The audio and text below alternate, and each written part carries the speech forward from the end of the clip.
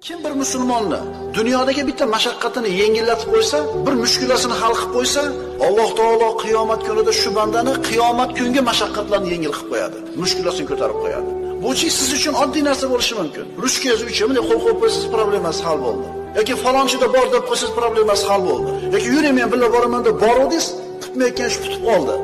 Bitta mushkulasini hal qildingizmi? Qiyomat kunida Alloh sizning mushkulangizni hal qiladi. Ishoning, kichkina sanamang. Allohning yo'lida qilingan savobli amalni kichkinasi bo'lmaydi. Bu yerda muhimi nima? Niyat.